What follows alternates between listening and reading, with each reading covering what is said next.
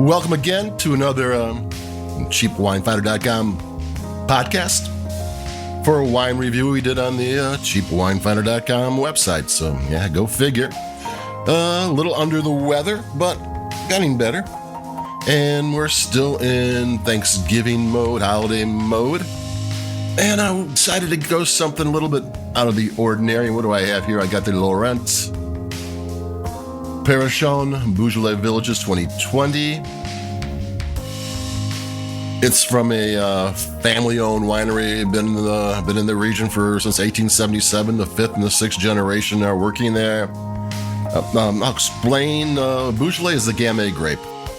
It is on the south section of Burgundy, which is basically they're well known for both Pinot Noir and Chardonnay. That's home base for those two. And on the north side of Burgundy is Champagne. And this was always kind of the a more affordable area. And this is how it works. They're all AOC wines. AOC is the highest level. There's different categories inside the AOC. But the typical one is AOC. I mean, you got it everywhere. And then you go to villages. And there's 39 different villages. That around those villages are vineyards that have certain qualities, certain reasons why they're special and they're named. And then there's cru, and there's 10 villages that are seen as the elite. And this wine, the Laurent Perrachon, is taken from two villages. What did you say? Oh, I only remember one because it had Dave Chappelle's name in it. There was something Chappelle. I mean, not that it matters, because unless you're going there to visit. But there's the reason why he picked those two is one has sandy soil and granite, and the other has clay and limestone. So you're getting very different soil structures, and you're going to get different minerals out of the soil. And the grapes are going to, take moisture and everything differently because of that. And I think one was 70%. They didn't actually specify which was which.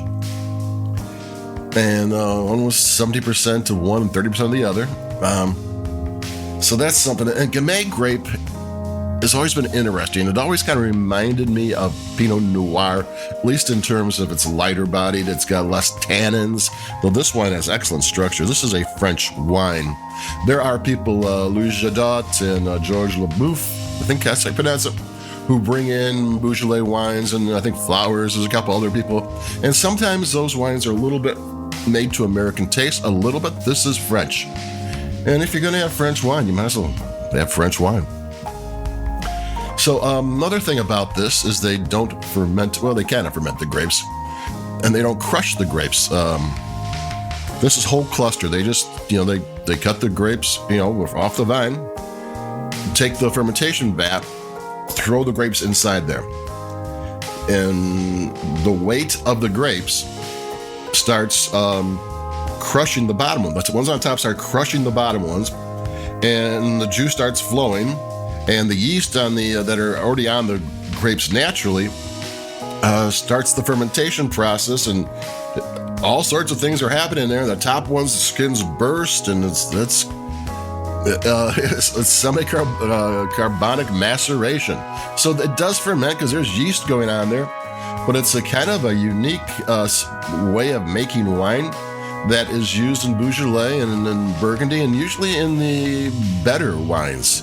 It's not the easiest kind of way to make wine, and it makes interesting fruit-forward wines. This is a 2020, so it's got a 2023 is going to be in a month or two, so it's got a couple of years of age on it, and it's a family-owned winery from the region.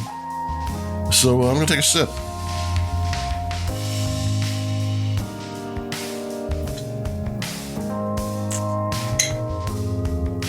Yeah, it's lean, and it's balanced. It's got structure. And normally, when I think of structure, it's tannins. There's a hard edge to it. But these wines don't have tannins, and semi-carbonic maceration doesn't add tannins or do much with the tannins. So I guess they just got the structure from doing a good job of making the wine. So this is a, medium body. It's 12.5 alcohol, so it's a little lower. It's not going to be that ripe. which is one of the reasons it's going to be kind of sleek and subtle. You're kind of used to American Pinot Noirs that are 14.6 and that type of thing, and here's a good 2% down from that. And would this be good for Thanksgiving or just having friends over? Yeah, it would. I mean, I talked on another podcast about there's a $7 or $8 Trader Joe's Pinot Noir. That's perfectly good food wine. And there's no reason not to have it for a food wine. But sometimes, you're having a celebration and, you don't really, if you want to show off a little bit or just signify it's special, but how about a French wine? I mean, I paid $11.99 for this. It's not expensive, but no one's going to know. I mean, and if you try to find it where you live, it might not. The big name Beaujolais importers are pretty much everywhere, but these smaller ones might be in just certain markets. So don't be afraid if you see one, a bottle at one of your best wine shops, or and ask one of the clerks about it, or maybe they can recommend a reasonably priced one. That's one thing about Beaujolais. For the longest time, you can get like really great Beaujolais of all sorts under $25. And lately, all the wine experts only like the cru. They like the expensive ones. It's like, geez, you got a good thing, a good wine for not a lot of money, and now you got to go upscale. But yeah, the inexpensive stuff's really good. And it's made by a winery that's been doing it for 150 years.